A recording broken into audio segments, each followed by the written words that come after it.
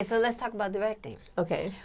What do you think what's the difference, do you think, in good directing, bad directing? In my opinion, having not really been an actor or been on the receiving end very much, I feel like good directing is creating an environment where actors are able to be free to try different things and not be reprimanded for it or not get in trouble for it. You know, like they have the ease to kind of really become the person that become the character that they're embodying and go with it and be able to be flexible in that space. Like being an athlete, you know, as your coach, you want to make sure that your athlete is stretched enough and, you know, the room is warm and their muscles are warmed up and they've had their little massage. It's and really like coaching. You know, whatever, so that they can go out and do their thing. And I'm just here, like, if you stumble and you fall and you sprain something, I can come in and kind of massage you back to life and you can get back out there. Right. But I'm not necessarily going to run alongside with you and be like, faster, slower, faster, slower. Right. Like, to me, that's their job. Yeah, that's a little bit more on, like, bad directing of kind of, I mean, sometimes you really do, you know, we don't have much time. We only have this location for another half hour. And we really need to get this shot. Like, I might have to literally coach you minute by minute on how to do it. Right. But for the most part, that's their job, and you do the other thing. And I just create the environment for them to kind of go and be like, yeah, let's do it again, try something else, or pretend you're really tall now. Go. Something like that. Gotcha. Okay. Yeah. This is going to be a rough question. I don't know. Maybe it's not a rough question because maybe you don't have the experience. I don't know. Okay. We'll see. Have you ever had to fire anyone? That's cast or crew. And you don't have to tell me who or anything like that, but what the experience felt like for you. How did you handle it? And No, I have never. No, I've never had to fire anyone. Wow. Some people have fired themselves. What does that mean?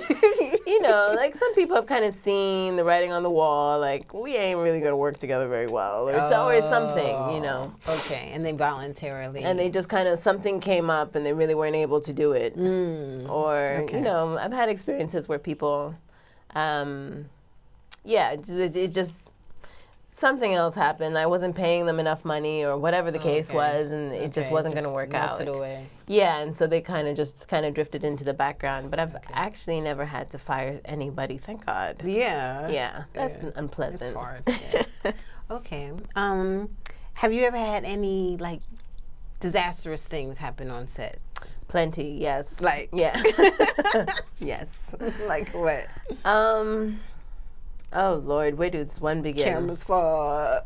No, God, no. I've never had a camera fall on anyone. I've never had, like, injuries like that. Thank God. Certainly not anything that I was personally responsible for, like, out of my negligence. Okay. Alhamdulillah, that's never happened. But I have worked on a set when I did my first TV show, and this was like a really big production. I was straight out of college. You know, I had just done my thesis film, and then I got this show. I wrote and pitched this show to this network, a South African network that was opening up in East Africa, and they wanted an original show, and, you know, so they chose my film, and it was, or my TV show that was going to be screened across, I think, 35 countries, and it was a really big deal. I had this huge cast and huge crew, and you know, it was a huge ordeal. And my producers were completely incompetent, but completely unable to admit to that or seek any help or accept any help.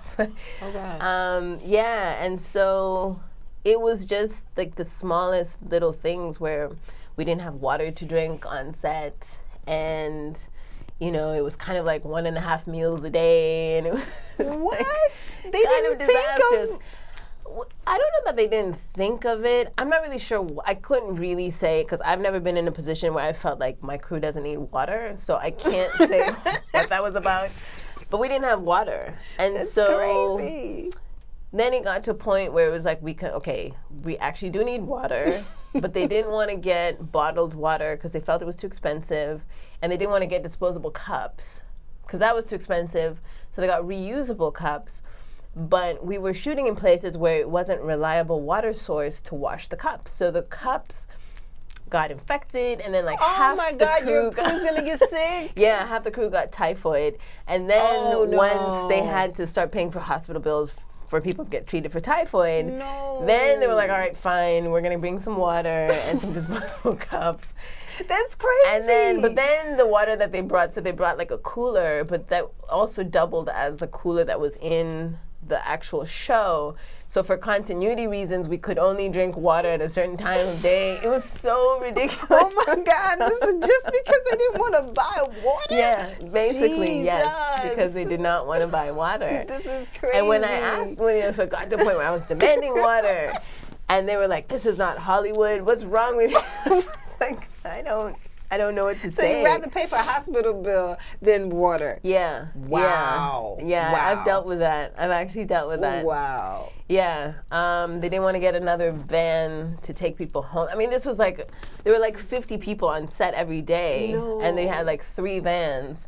Oh my God. So by the time they dropped the last person off, who was our lead actress, it was time to pick her up to come back. And so she had an hour worth of sleep. So when she'd come to set, she started falling asleep in the middle of the shot. No. And poor thing, who could blame her, because she had had 1 hour of sleep.